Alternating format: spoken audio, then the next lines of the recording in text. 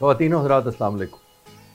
6 सितंबर के नताइज के बाद हिंदुस्तानी एयरफोर्स के लिए जवाबी कार्रवाई न सिर्फ अपनी हज़ीमत के बदले में जो कि सिर्फ पाक फ़िज़ाइया के हाथों उठानी पड़ी थी उसका जवाब फ़राहम करती थी, बल्कि उसकी जंगी हिकमत अमली के लिए भी ज़रूरी थी। हिंदुस्तानी एयरफोर्स अपनी अददी बर्तरी का इस्तेमाल करते हुए पाक फ़िज़ाइया के तमाम एयरबेस पर हमलावर हो सकती थी, और ये ऐसी कोई बईदुल क़यास बात भी न होती।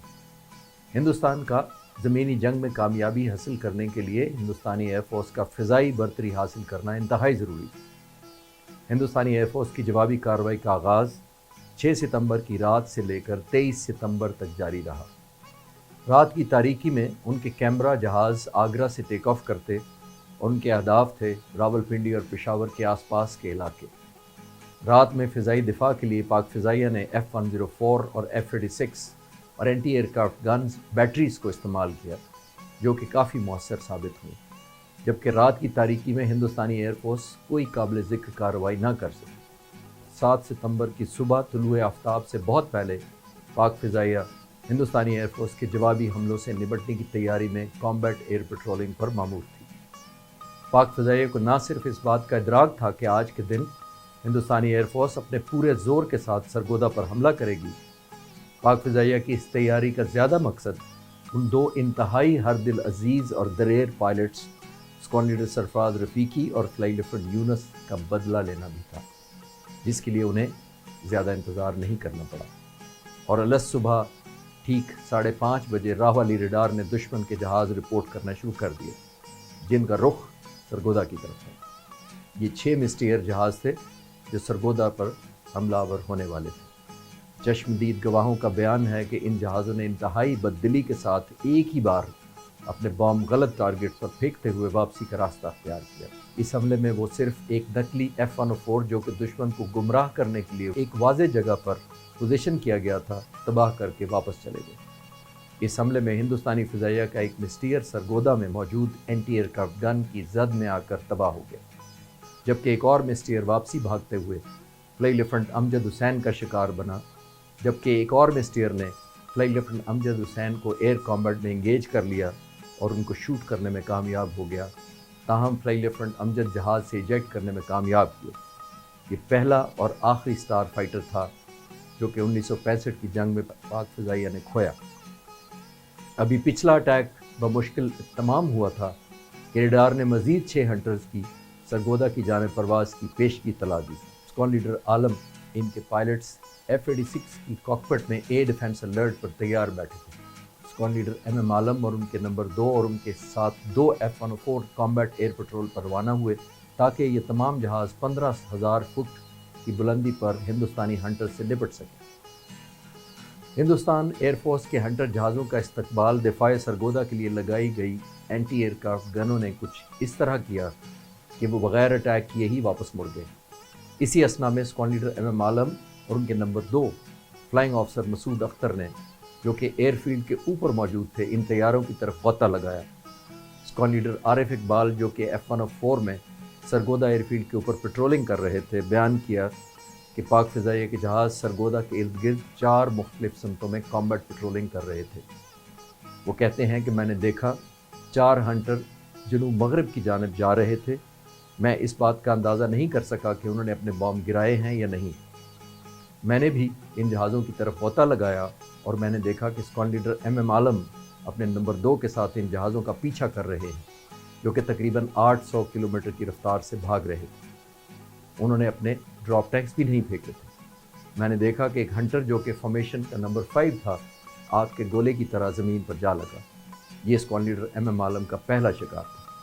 दूसरा शिकार उनके दाहिनी तरफ था और वो अपनी फॉर्मेशन के आगे वाला जहाज़ था। इन सब के बावजूद दुश्मन के किसी भी जहाज़ ने अपने टैंक्स नहीं गिराए।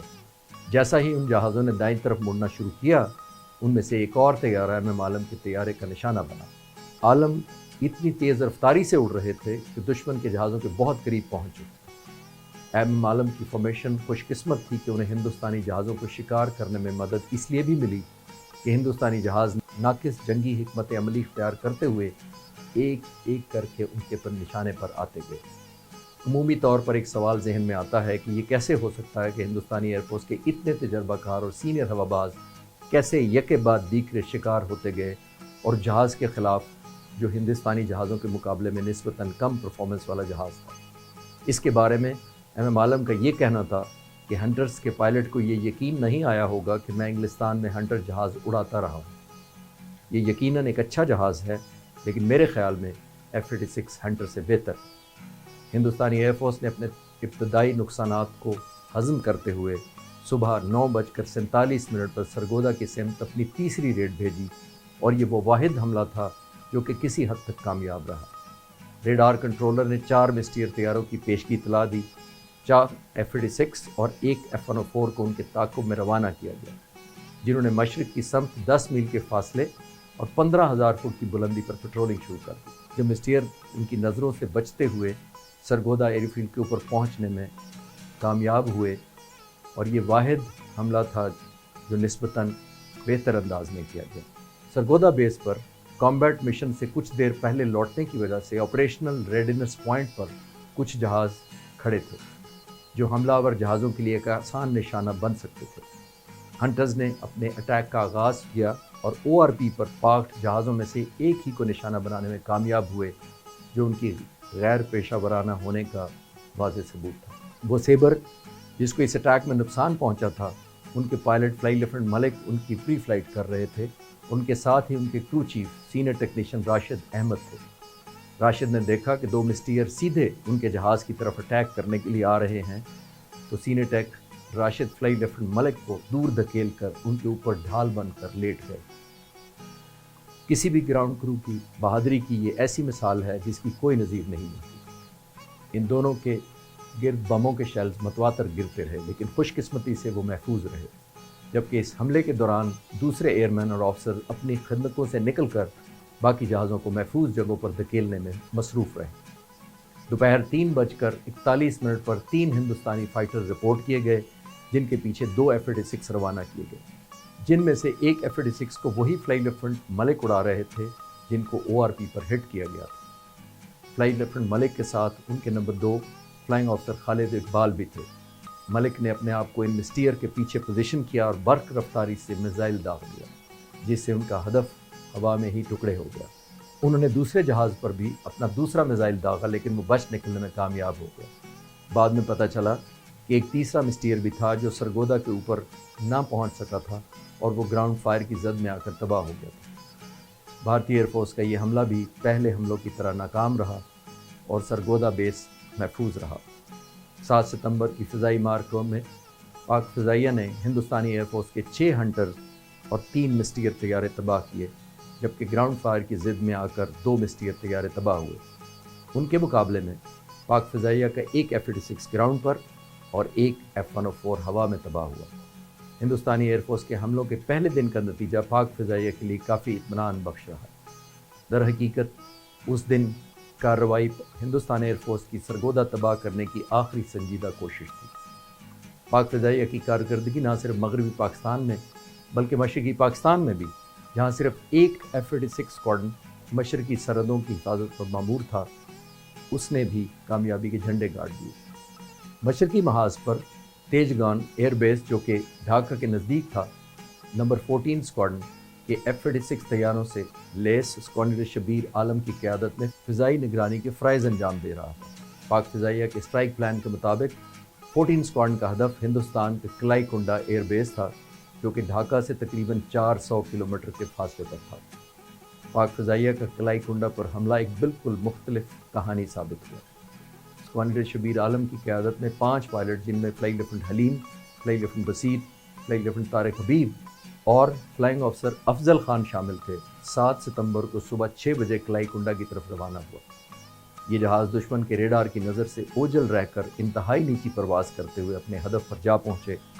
ये मिशन एक टेक्स्ट बुक मिशन साबित हुआ, क्योंकि फॉर्मेशन अपने हदफ पर दुश्मन को खबर हुए बगैर जा पहुँची, और जैसे ही पायलट्स ने अटैक के लिए जहाज़ों को फ़िज़ा में बुलंद किया, उनके जोश और बलबले की इंतहा न रही जब हिंदुस्तानी एयरफोर्स के 14 कैमरा बमबार तैयारे एक ही कतार में खड़े पाए गए। उसकी वजह यकीनी तौर पर यह थी कि हिंदुस्तान एयरफोर्स ये गुमान भी नहीं कर सकती थी कि पाक फ़िज़ाइया F-86 के साथ इतनी दूर तक हमलावर हो सकती है। हिंदुस्तानी एयरफोर्स की तरफ से किसी किस्म की मज़ामत का सामना नहीं हुआ, اور نہ ہی کوئی اینٹی ایئر کرافٹ گن چلی۔ لیڈر نے 3 F-86 کو کیمرہ جہازوں کو تباہ کرنے کے لیے مامور کیا، جبکہ 2 F-86 کو 3 ہنٹر جہازوں کا نشانہ بنانے کو کہا، جو کہ ORP پر پارک تھے۔ تمام سیبر طیارے بحفاظت اپنے بیس پر واپس لینڈ کرنے میں کامیاب ہو گئے۔ 7 ستمبر کی شام پاک فضائیہ کے تمام افسران اور ایئرمین اس فخر پر اللہ تعالیٰ کے شکر گزار تھے جس نے آزادی سے لے کر اس وقت تک پاک فضائیہ کے سب سے بڑے چیلنج میں انہیں کامیابی سے ہمکنار کیا۔